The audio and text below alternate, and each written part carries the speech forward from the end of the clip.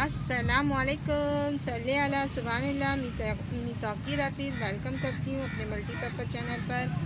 और आज आपको कलगा कलगी प्लांट और क्लोशिया प्लांट दिखा रही हूँ।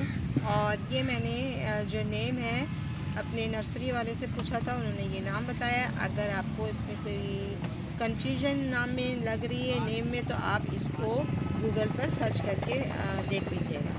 ये मेरे पास काफ़ी अर्से से था, मैं छोटा सा प्लांट लाई थी। अब इसकी जो है इस पर फ्लावरिंग आने लगी, क्योंकि ये समर का प्लांट है और इसमें फ्लावरिंग आती है समर में, और ये बहुत अच्छा लग रहा होता है। इसकी स्टेम, इसकी जो देखिए स्टेम ऐसी रेड, ये देखिए कितनी हसीन है इसकी स्टेम। इसकी लीव्स बड़े हसीन है। देखिए लीव्स पर एक जो कलर है, जो एक मजेंडा कलर कहेंगे हम, वो लीफ पे भी है और स्टेम पर भी है, फ्लावर पर भी है।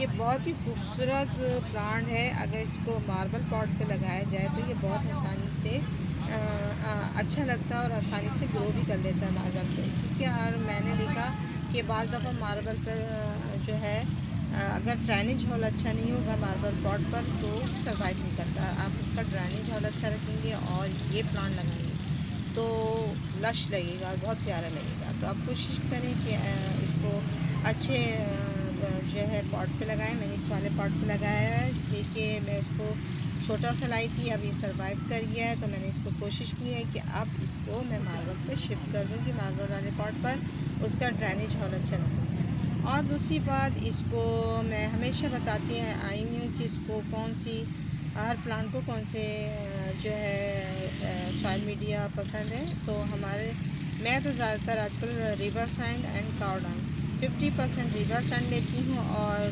20 या 10% जो है कावडांग इस्तेमाल करती हूँ और इस तरह इसको लगा देती हूँ। और दूसरी बात, इसमें आपको पेस्ट का अटैक बताऊं कि क्या क्या इसमें अटैक करता है। सबसे पहले आंट करती है इस पर, इसके रस चूसने आती है। दूसरे, इसके ऊपर एक जो होती है मिली बग, वो अटैक करती है। तीसरे, इसके लिप्स पर लिप माइनर्स और कैटरपिलर्स इसको खा जाते हैं, वो भी अटैक करते हैं। ये सब आप ऐसा करें, 5 डेज़ पर आपने नीम के लिप्स का स्प्रे ज़रूर करना है। अगर वो ना हो तो आप कंपनी वालों का करें, जो बहुत अच्छा होता है, जो केयर प्लांट हो कंपनी का एक स्प्रे वो करें। या वो ना हो तो कैकशा वालों का करें। ये सब कैकशा वालों की भी करें। और जो दूसरी है, मैंने बहुत सारी आपको बताते रहती हूँ कि इसकी मेडिसिन प्लांट की, वो भी कर सकते हैं। अगर वो सब आपके पास नहीं है तो आप सबसे अच्छा है लीव्स की जो जो नीम के जो लीव्स होते हैं उसको आप बॉइल करें और उसको आप ठंडा करें, स्प्रे में भर लें, बॉटल में, स्प्रे बॉटल में भर के इसके ऊपर स्प्रे करें। तो 5 डेज़ पे करेंगे तो आपका जो प्लांट हेल्दी, हैप्पी और बहुत अच्छा रहेगा और बहुत अच्छी तरीके से सर्वाइव करेगा। ये कोशिश करें कि प्लांट आपका हेल्दी रखने के लिए ये बहुत ज़रूरी है। वाटरिंग की बात बताऊं तो इस पर वाटरिंग आपने समर में 2 टाइम्स वाटरिंग करनी है।